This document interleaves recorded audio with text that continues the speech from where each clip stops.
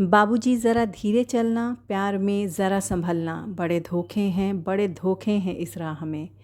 एक कामयाब गायिका ने एक स्ट्रगलिंग डायरेक्टर से शादी की और उन्हें कामयाब नामचीन डायरेक्टर बनाया, और दूसरी तरफ एक स्ट्रगलिंग म्यूज़िक कंपोज़र को काम दिलवाया और नामी म्यूज़िक कंपोज़र बनाया, और उनकी ज़रूरत में दोनों ने उन्हें धोखा दिया। तदबीर से बिगड़ी हुई तकदीर बना ले, अपने पे भरोसा है तो एक दाव लगा ले।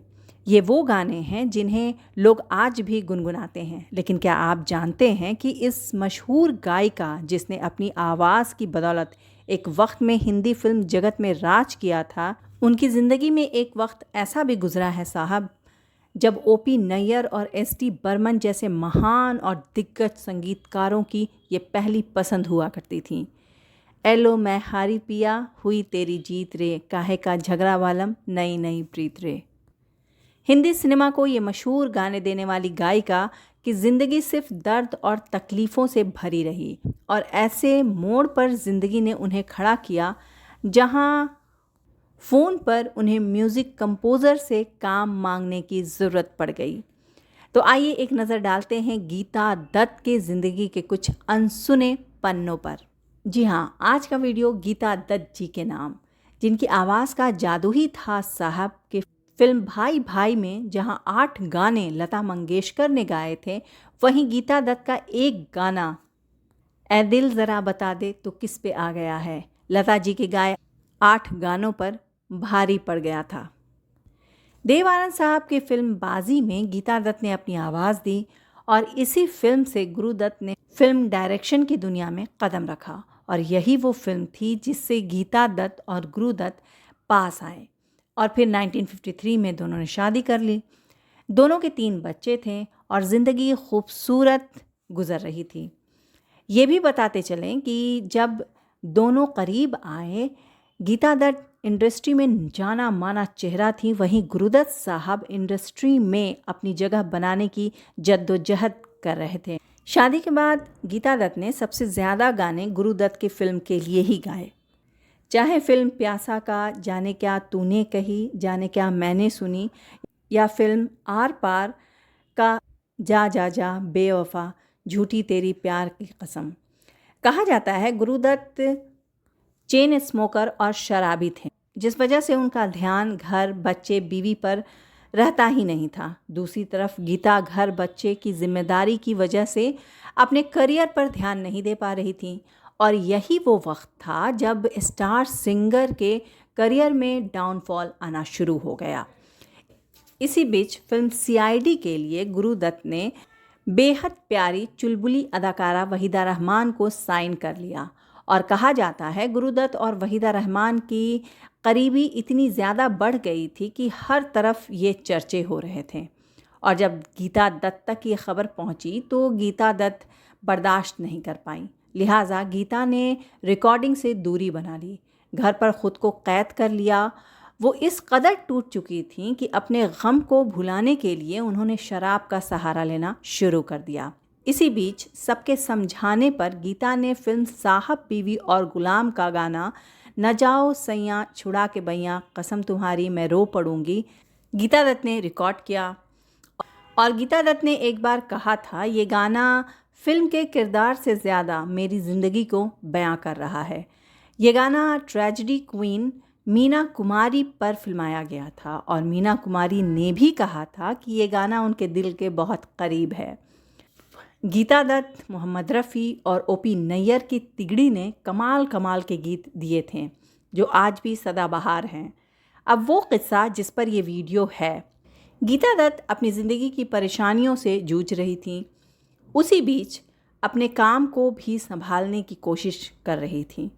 इसी बीच रफ़ी साहब के साथ उन्हें एक गाना रिकॉर्ड करना था, लेकिन रिकॉर्डिंग टीम को ये भी लग रहा था कि गीता दत्त अगर देर से आईं तब कैसे होगी रिकॉर्डिंग पूरी, या गीता आए ही ना तब क्या होगा। लिहाजा रफ़ी साहब पर यह जिम्मेदारी सौंप दी गई कि रिकॉर्डिंग पर आते वक्त गीता जी को वो अपने साथ लेते आए स्टूडियो। और जब रफ़ी साहब गीता जी के घर पहुँचे तब बाहर ही कार में उनका इंतज़ार करने लगे। थोड़ी देर इंतज़ार के बाद गीता दत्त आईं, लेकिन वो पूरी तरह से नशे में वो लड़खड़ा रही थीं। ऐसे में रफ़ी साहब ने किसी तरह उन्हें अपनी कार में बिठाया और स्टूडियो लेकर चले गए। म्यूज़िक कंपोज़र ने इस हाल में जब गीता दत्त को देखा तो उनके होश उड़ गए। ओपी नैयर साहब ने सोचा अब रिकॉर्डिंग मुमकिन नहीं है। तब उन्होंने रिकॉर्डिंग कैंसिल करने को कहा, लेकिन फिर सबके कहने पर और गीता के खुद कहने पर रिकॉर्डिंग शुरू हुई। लेकिन कमाल तो तब हो गया जब इतने नशे में होने के बावजूद गीता ने जब गाना गाना शुरू किया तो एक ही टेक में गाने को मुकम्मल कर दिया। रफ़ी साहब के साथ का उनका ये गाना सुनने में बिल्कुल ऐसा नहीं लगता कि ये गाना गाते वक्त वो इतने नशे में होंगी। तो गीता दत्त सिंगर कैसी थीं, इस एक वाक़े से पता चलता है। और कमाल की बात ये थी कि ये गाना वहीदा रहमान पर ही फिल्माया गया था। 1958 में आई फिल्म 12 o'clock का था ये गाना।